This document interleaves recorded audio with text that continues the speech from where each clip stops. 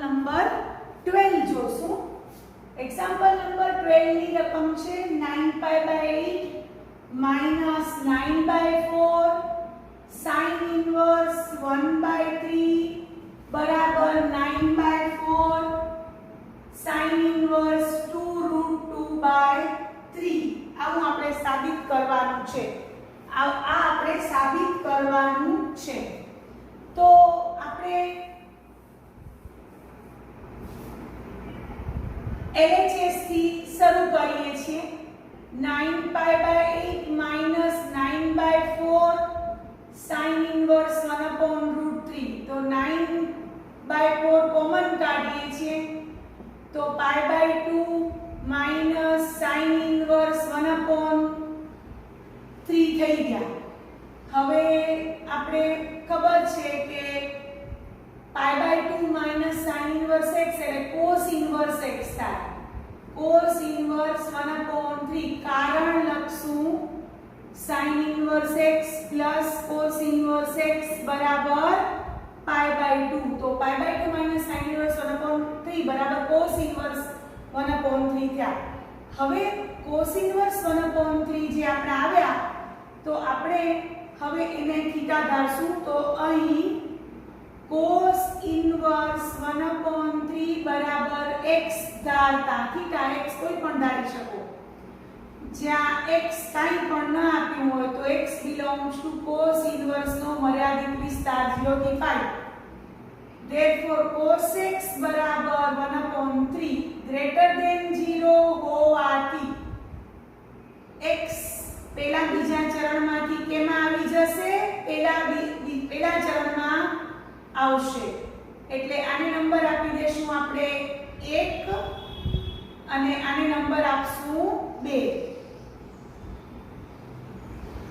હવે cos x તમારી પાસે આવ્યું છે 1/3.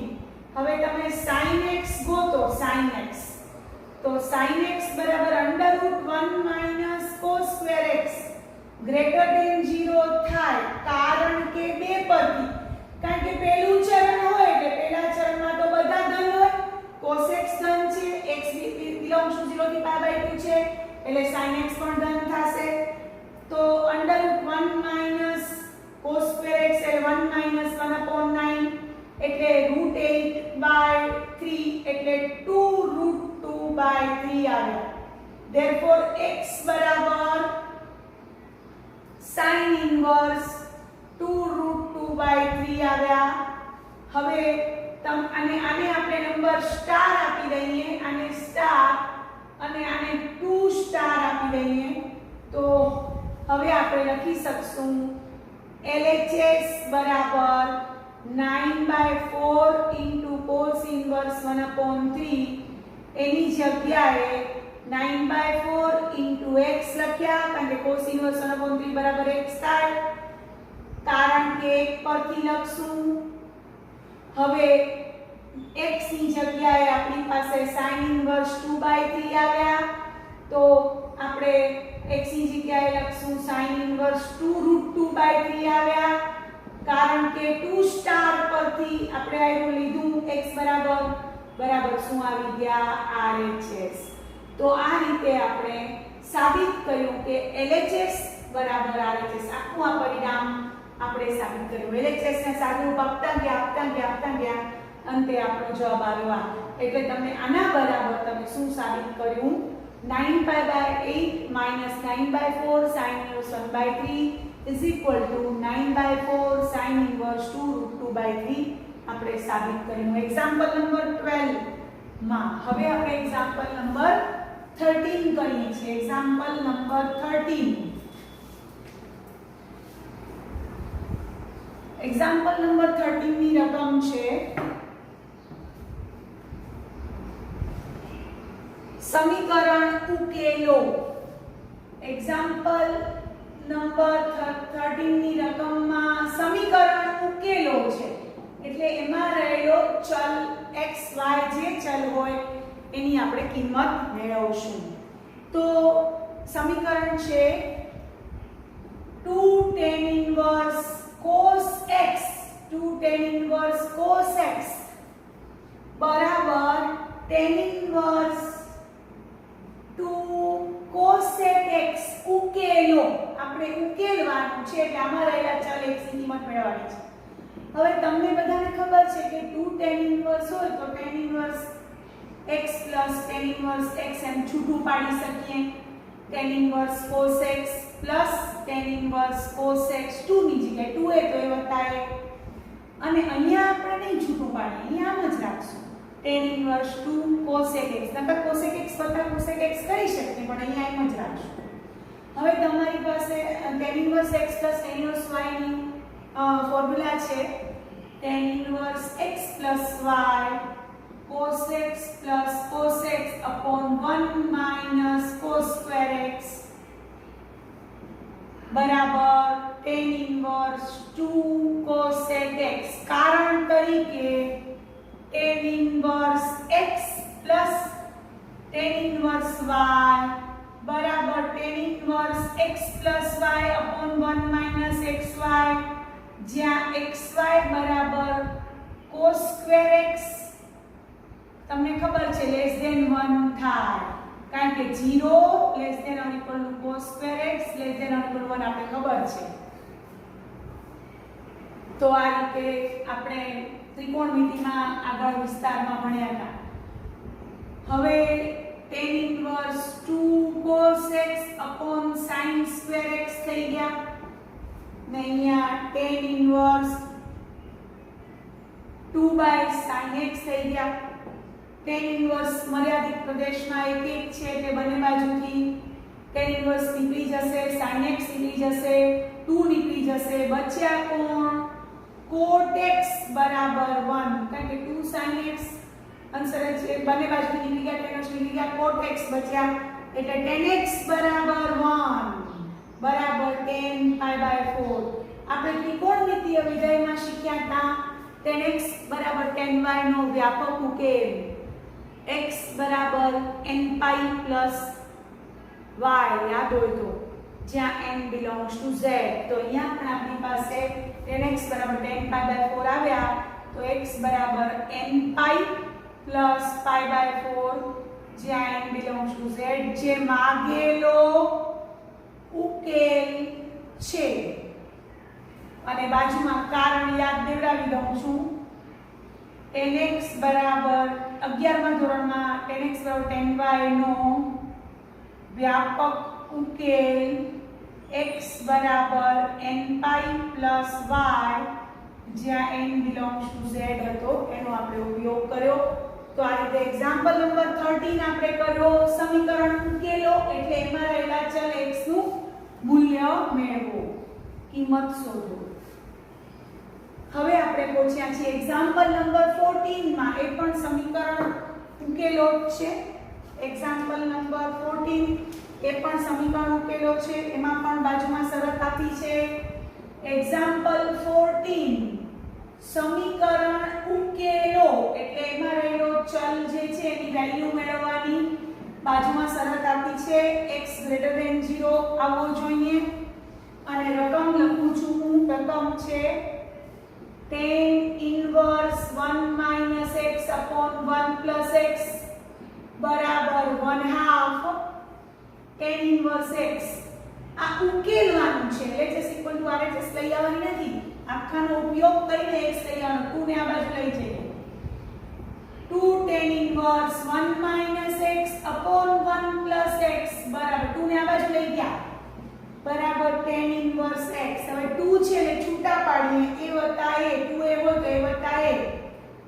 tan inverse 1 minus x upon 1 plus x plus tan inverse 1 minus x upon 1 plus x બરાબર tan ઇન્વર્સ x. હવે વળી આપણું ઓલું સૂત્ર છે tan inverse x plus y, tan inverse x plus y upon 1 minus xy. તો અહીંયા આવશે 1 minus x upon 1 plus x plus 1 minus x upon 1 plus x by 1 minus x whole square upon 1 plus x whole square બરાબર tan inverse x. હવે આપણે લસા લેશું તો આ 1 - x 1 + x એટલે 1 - x² થશે, વચ્ચે પ્લસ છે, આ પણ 1 - x² થશે અને નીચે 1 + x² - 1 - x² થશે. હવે બરાબર tan ઇન્વર્સ x એ તો આપણે આગળથી લખતા આવ્યા છીએ, સમીકરણ છે એટલે હવે ઉપર આવશે 2 - 2x² tan ઇન્વર્સ માં અને નીચે મધ્ય પદ અહીંયા +2x અહીંયા પણ +2x સાથે માઈનસ એટલે 4x બનશે. બાકી બંને પદો ઉડી જશે 1 અને -1 x² અને -x². હવે અહીંયા તમને દેખાય છે કે 2 ઉડી જાય છે તો અને tan ઇન્વર્સ પણ નીકળી જશે મર્યાદિત વિસ્તારમાં એક વિધાય છે એટલે તો મર્યાદિત પ્રદેશમાં tan ઇન્વર્સ પોતે એક વિધાય છે, tan પણ એક વિધાય છે.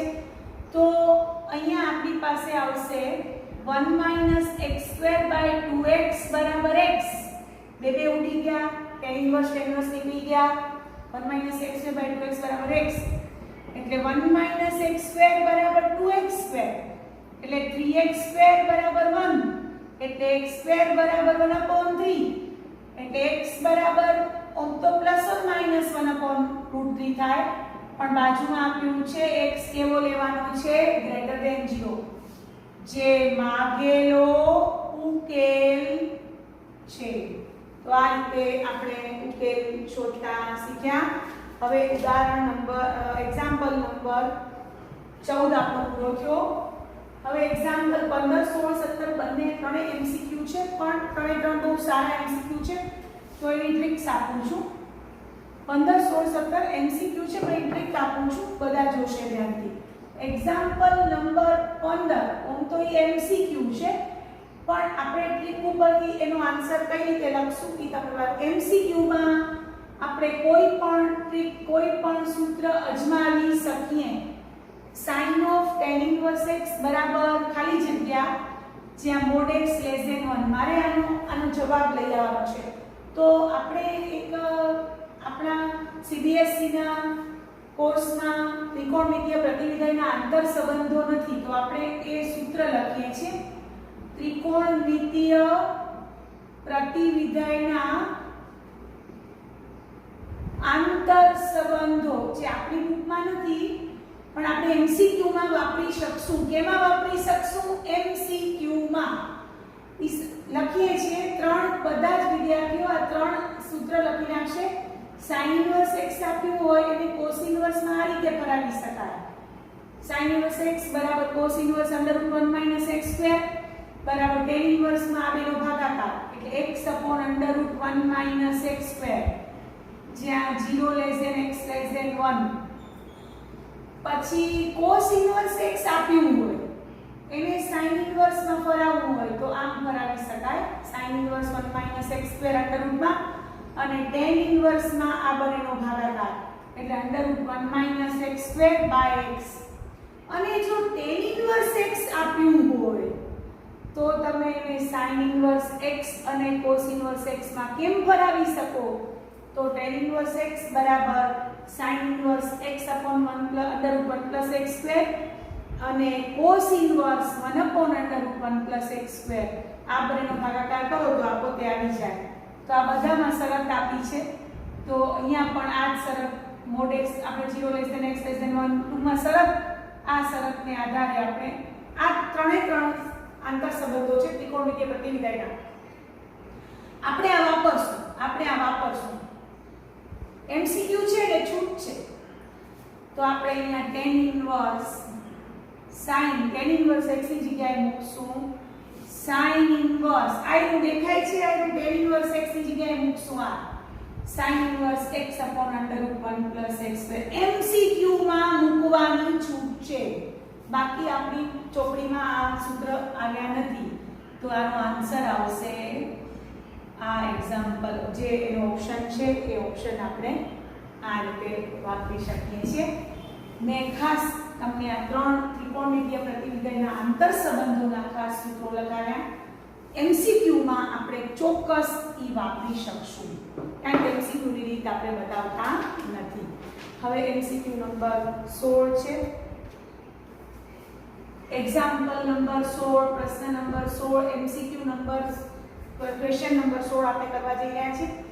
sin inverse 1 - x minus 2 sin inverse x